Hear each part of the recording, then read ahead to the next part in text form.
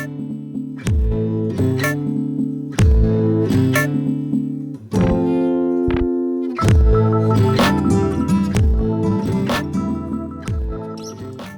everyone, thanks for the left turn. For today, Sunday, January 15th, 2017, I'm George Favre. Welcome back to the Jack's Left channel. Welcome back to another amazing episode of History Jacksonville. I've got a great show to bring you today. You may have noticed we didn't start off this time with our normal theme, all the different pictures of Jacksonville. That's because on this episode, I'm going to start talking with you about Interstate 295. We know it as the East and West Beltway. It's something else to talk about because it is this huge expressway system that loops around Jacksonville. And a vital link in this really important, highly used expressway system, Interstate 295, is the Buckman Bridge. And so today I'm bringing to you our Buckman Bridge. I'm going to talk with you about the bridge, the history. And, sometimes, of course, we think of the Buckman Bridge for massive traffic jams. But can you imagine, before the Buckman Bridge existed, trying to get across the river? In 1969, the Florida legislature decided to name the bridge, then under construction, after Henry H. Buckman, Henry Holland Buckman. He was a state legislator and lawyer from Jacksonville back in the early 20th century, and he had a role in establishing the state university system and our state's road system. It has also been said that the 1969 Florida legislature was inspired to name the bridge after Buckman because Henry H. Buckman Sr.'s son, Henry H. Buckman Jr., had died in 1968. He was well regarded throughout Jacksonville. He, along with another man, had set up a mining operation back when there was mining in Ponte Vedra, a place called Mineral City. Now it's a time on History Jacksonville when I just say it, let's roll it. I'm now going to bring to you film of the Buckman Bridge and Interstate 295, the West Beltway, from Blanding Boulevard to the South I-295, I-95 interchange as it was on Thursday, January 12th, 2017. So away we go in my 2010 Scion XD. Getting ready to jockey into the left lane. Many years ago, growing up, this Interstate 295, that we know it, it was different back years ago. There were just two lanes going in either direction. There were not very many streetlights.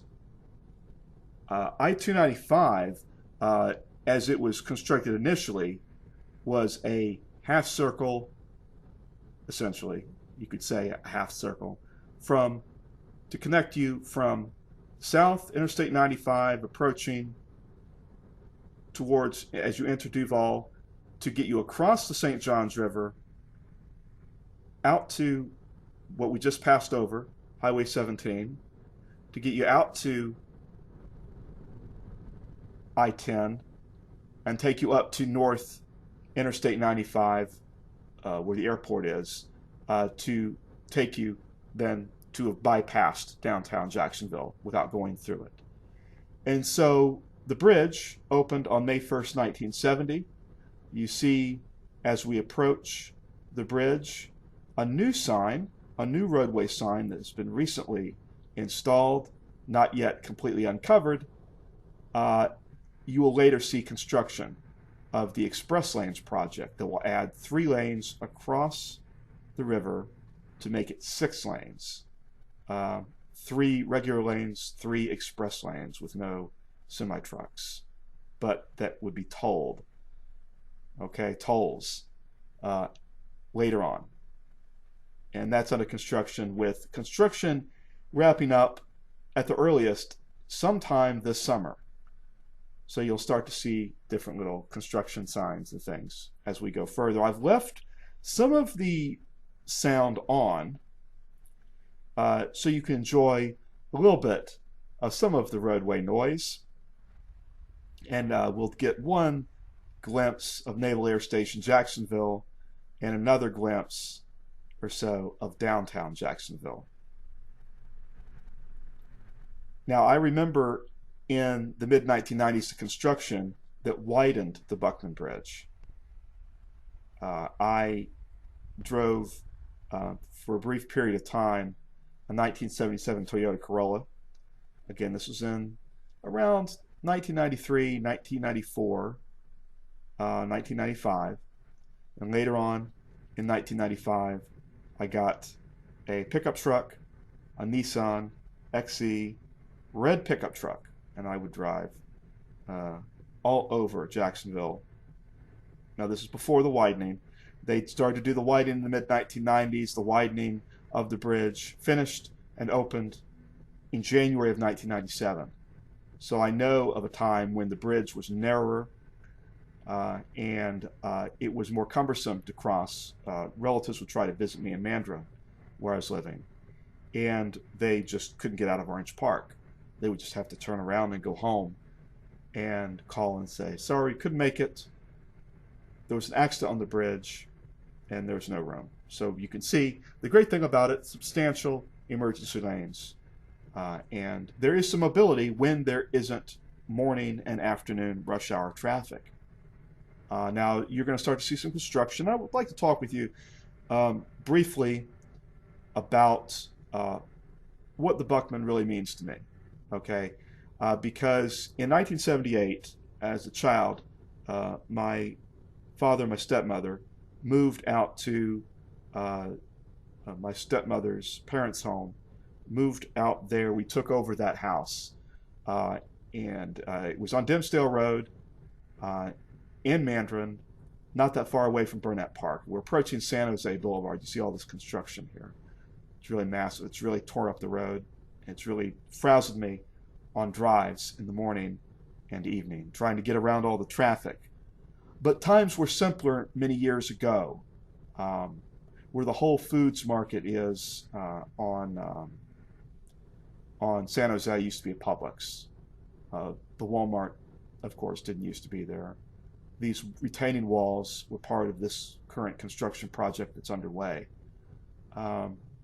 Just like the bridge was, the roads, the expressway was narrower. Just to the left, you'll see right before the walls, you'll start to see where was once the old Southside Saddle Club and where there continues to be the Burnett Park. I lived not that far. I was essentially living in a neighborhood between San Jose Boulevard and what we're coming to, which is Old St. Augustine Road. So there's been a lot of growth, and essentially what we know of with Mandarin, it's essentially urbanizing with this this expressway widening, this express lanes project, these toll lanes. So things are going to get even more interesting. I can only imagine when that component of the construction opens up, the dynamic that's going to happen with that. And that's the thing about this area. Long, long ago, before 1970, you would have had to have driven downtown to downtown Jacksonville and gone over either the Acosta, Main Street, Matthews, or Hart bridges, depending upon if they were open at the year that you're trying to do it, or going down the Green Coat. Growth and development in Jacksonville has been a constant theme throughout the History Jacksonville series. Many, many years ago, people here in Jacksonville worked hard to address the pressures, the economics, the socioeconomics of their times. And this year and future years are no exception.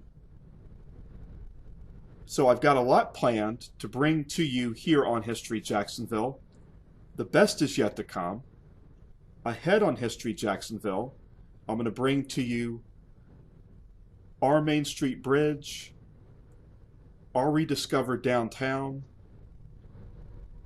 our Mandarin, our 103rd Street, Part 2, We Hit the Road. As we approach the interchange of South I-295 and I-95, I want to thank you for watching. The best is yet to come. Take it easy. See you later.